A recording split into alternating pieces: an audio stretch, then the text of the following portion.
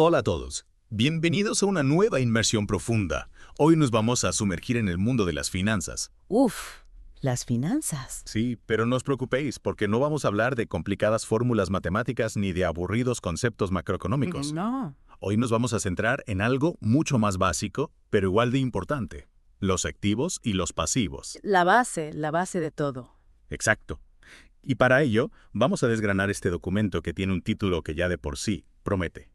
Las diferencias entre activos y pasivos constituyen la piedra angular del análisis financiero y afectan tanto a las empresas como a los individuos en sus decisiones económicas.pdf. Nada más y nada menos. Ahí es nada, te animas a empezar tú. Venga, pues, empecemos por el principio. ¿Qué es un activo? Buena pregunta. Un activo es cualquier cosa, ya sea tangible o intangible. Tangible, intangible. Ya sabes, tangible que se puede tocar, intangible que no. Ah, claro. Pues eso, cualquier cosa que tenga valor y que esté bajo nuestro control, ya sea una empresa, un individuo, y que esperemos que nos genere beneficios económicos en el futuro. O sea que mis ahorros en el banco serían un activo. Exacto. Y mi casa. También. Y mi coche. Sí, también. Y mi colección de cromos de fútbol de cuando era pequeño. Eso depende Depende de qué. de si alguien está dispuesto a pagar por ello. Ajaja. Buena esa. Entonces, si un activo es algo que poseemos y que esperamos que nos genere beneficios, un pasivo sería lo contrario. Exactamente. Un pasivo es una obligación, una deuda que tenemos con otra persona o entidad. Es decir, es algo que nos va a sacar dinero del bolsillo. Ajá. Como por ejemplo la hipoteca de mi casa. Correcto. O un préstamo que hayamos pedido al banco, o las facturas que tenemos pendientes de pagar. Vale, creo que voy entendiendo la diferencia. Es como si los activos fueran el lado positivo de nuestra balanza financiera y los pasivos el lado negativo. Se podría decir así. Y supongo que lo ideal es tener más activos que pasivos, ¿no? Obviamente, cuanto más grande sea la diferencia entre nuestros activos y nuestros pasivos, mayor será nuestra riqueza. Eso me tranquiliza, porque creo que en mi caso la balanza se inclina claramente hacia el lado de los activos. Me alegro por ti. Pero ojo, que no siempre es fácil determinar qué es un activo y qué es pasivo. A veces las líneas se difuminan. Ah, sí. Ponme un ejemplo. Imagina que compras un coche a plazos. El coche en sí mismo sería un activo, pero la deuda que has contraído para comprarlo sería un pasivo. Ya veo. Entonces, en ese caso, tendríamos que analizar la situación en su conjunto para determinar si realmente nos conviene o no comprar ese coche. Exacto. Siempre hay que tener en cuenta el contexto y analizar las cosas con cabeza fría. Y ahora que ya tenemos una idea general de qué son los activos y los pasivos, ¿qué te parece si profundizamos un poco más en cada uno de ellos? Me parece perfecto. Empecemos, por ejemplo, por los activos. ¿Sabías que existen diferentes tipos de activos? Pues la verdad es que no. Cuéntame más. Una de las clasificaciones más comunes es la que distingue entre activos corrientes y activos no corrientes. ¿Y en qué se diferencian? Los activos corrientes, también conocidos como activos circulantes, son aquellos que se espera que se conviertan en efectivo o se consuman en un plazo corto de tiempo, normalmente menos de un año. Es decir, son activos que rotan con bastante rapidez dentro de la actividad de una empresa o de un individuo. O sea, que serían como el dinero en efectivo que tenemos, las acciones que podemos vender rápidamente o las existencias de productos que una empresa tiene en su almacén, ¿no? Exacto. Y los activos no corrientes. Los activos no corrientes, también llamados activos fijos, son aquellos que se espera que permanezcan en la empresa o bajo el control del individuo durante un periodo más largo, normalmente más de un año. Como por ejemplo un edificio, una maquinaria o un vehículo, ¿verdad? Sí, esos serían buenos ejemplos. Entiendo. Entonces los activos corrientes serían como el combustible que mantiene la actividad diaria, mientras que los activos no corrientes serían la infraestructura, la base sobre la que se construye todo. Una buena analogía. Y además de esta clasificación en corrientes y no corrientes, hay otras formas de clasificar los activos. Sí, claro. Por ejemplo, también podemos clasificarlos en función de su naturaleza física, tangibles e intangibles, como te decía al principio. Ah, cierto. Los tangibles son los que se pueden tocar y los intangibles los que no. Exacto. Un activo tangible sería, por ejemplo, un ordenador. Y un activo intangible sería, por ejemplo, una patente. Es de verdad. Las patentes, las marcas, el software, son cosas que no podemos tocar, pero que tienen un valor real. Sin duda. Y a veces estos activos intangibles pueden ser incluso más valiosos que los activos tangibles. Es increíble cómo algo que no podamos tocar puede tener tanto poder. Y ahora que lo pienso, nuestro propio conocimiento y habilidades también podrían considerarse activos intangibles, ¿verdad? Por supuesto. La formación, la experiencia, las habilidades que cada uno posee. Todo esto contribuye a nuestro potencial para generar ingresos en el futuro. Son activos intangibles que debemos cuidar y desarrollar a lo largo de nuestra vida. Me está quedando claro que el mundo de los activos es mucho más complejo de lo que pensaba.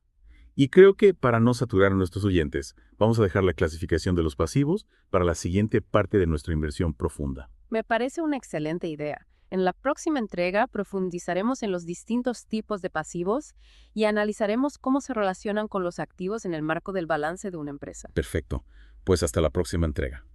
Y no olvidéis revisar vuestros activos. Ja, ja, ja. Muy bueno. Retomamos nuestra inversión profunda en el fascinante mundo de las finanzas. Si no me equivoco, nos quedamos en la clasificación de los pasivos. Sí, ya hemos explorado bastante a fondo los activos, ¿verdad? Exacto. Ahora toca sumergirnos en el lado opuesto de la balanza. ¿El lado oscuro?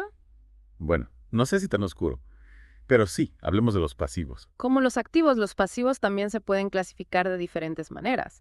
Una de las más comunes, y que ya mencionamos con los activos, es la que distingue entre pasivos corrientes y pasivos no corrientes. A ver, me refrescas la memoria. Los pasivos corrientes, también conocidos como pasivos circulantes, son aquellos que vencen en un plazo corto de tiempo, normalmente menos de un año. Vale, ¿y los no corrientes? Los pasivos no corrientes o pasivos fijos son los que tienen un vencimiento a más largo plazo. Y un ejemplo de pasivo corriente sería.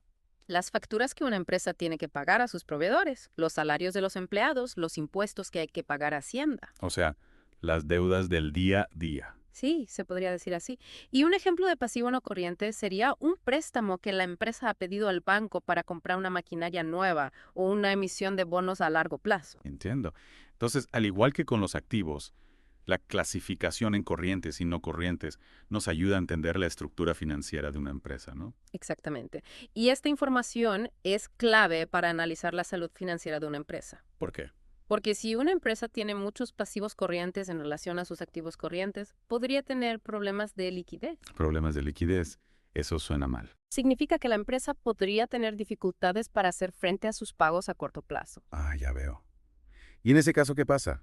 La empresa se va a la quiebra directamente. No necesariamente. Hay diferentes escenarios posibles. Cuéntame. En algunos casos, la empresa puede llegar a un acuerdo con sus acreedores para reestructurar su deuda. Es decir, negociar nuevos plazos de pago o modificar las condiciones del préstamo. Exacto. Y si no se llega a un acuerdo. En otros casos, la empresa puede verse obligada a vender algunos de sus activos para obtener liquidez y poder pagar sus deudas. Claro, es una forma de conseguir dinero rápido. Sí, pero no siempre es la mejor solución. ¿Por qué no? Porque si la empresa vende activos que son importantes para su actividad, podría verse afectada su capacidad para generar ingresos en el futuro. Ya veo. Es un equilibrio delicado. Y en el peor de los casos, si la empresa no encuentra una solución para pagar sus deudas, entonces sí que podría acabar en quiebra. La quiebra. Eso ya suena más serio. La quiebra es el último recurso y se produce cuando una empresa es declarada insolvente, es decir, cuando no tiene capacidad para pagar sus deudas. ¿Y en ese caso qué pasa? Normalmente se produce la liquidación de los activos de la empresa para pagar a los acreedores. Y la empresa desaparece. En muchos casos sí. Es un tema bastante complejo. Podríamos dedicar una inversión profunda entera a la quiebra de las empresas. Sin duda. Pero por ahora creo que ya hemos cubierto bastante terreno con los pasivos. Sí. Hemos visto que los pasivos son las deudas que tenemos, ya seamos una empresa o un individuo, y que se pueden clasificar de diferentes maneras, al igual que los activos. Y que es importante analizar la relación entre activos y pasivos para entender la salud financiera de una empresa. Y que si no tenemos cuidado, podemos acabar en la quiebra. Un tema que, como bien has dicho, daremos por cerrado por hoy, pero que sin duda merece la pena explorar con más detalle en otra ocasión. Totalmente de acuerdo. ¿Qué parece si en la siguiente parte de nuestra inmersión profunda nos centramos en cómo podemos aplicar estos conceptos a nuestras propias finanzas personales? Me parece una idea estupenda. Al fin y al cabo, todos tenemos activos y pasivos, y comprender cómo funcionan nos ayudará a tomar mejores decisiones financieras. Ya hemos hablado de los activos y los pasivos desde el punto de vista de una empresa, pero ¿cómo podemos aplicar todo esto a nuestras propias finanzas? Buena pregunta. Al final, todos tenemos nuestros propios activos y pasivos, ¿no? Claro, La cosa es entender cómo funcionan para tomar mejores decisiones. totalmente.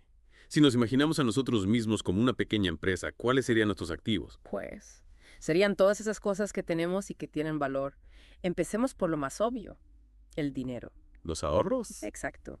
Los ahorros, las inversiones. Como si fuera la tesorería de nuestra empresa personal. Eso es. Pero también hay que tener en cuenta otros activos, como las propiedades. Una casa, por ejemplo. Sí, la casa, un terreno, cualquier propiedad. Y no nos olvidemos de los bienes muebles. Bienes muebles. El coche, las joyas, muebles, obras de arte, todo eso. Es verdad. A veces se nos olvida que todas estas cosas también son activos. Y luego están los activos intangibles, esos que no se pueden tocar. ¿Cómo cuáles? Nuestra formación, la experiencia laboral, las habilidades. Todo eso contribuye a nuestro potencial para generar ingresos. Es curioso cómo algo intangible como la formación puede ser un activo tan importante. Imagina que eres un buen programador. Esas habilidades son valiosas, te abren puertas a mejores trabajos. Cierto. Y si hablamos de pasivos, supongo que serían las deudas, ¿no? Exacto. Las deudas con bancos, con financieras, incluso con amigos o familiares, hipotecas, préstamos, tarjetas de crédito. Madre mía. Parece que todos tenemos un montón de pasivos. Bueno, es normal tener alguna deuda, sobre todo si te has comprado una casa. Lo importante es tenerlas controladas y poder pagarlas. ¿Y cómo sabemos si nuestras finanzas están saneadas? Podemos aplicar los mismos principios que con las empresas. Por ejemplo, calcular nuestro propio ratio de liquidez. Ratio de liquidez. Indica nuestra capacidad para hacer frente a las obligaciones a corto plazo. Suena complicado. No lo es. Divides tus activos líquidos, o sea, dinero disponible, entre las deudas a corto plazo como las facturas. Y cuando más alto sea el ratio. Mejor. Significa que tienes un buen colchón para imprevistos o si pierdes ingresos. Entonces, estos conceptos de los que hemos hablado no son solo teoría, ¿no? Para nada. Entender la diferencia entre activos y pasivos, analizar tu situación financiera. Te ayuda a tomar mejores decisiones. Exacto. Y a construir un futuro económico más sólido. Me ha encantado esta inmersión profunda en las finanzas, pero que a nuestros siguientes también. Ha sido un placer. Recordad, la clave está en la educación financiera. Hasta la próxima.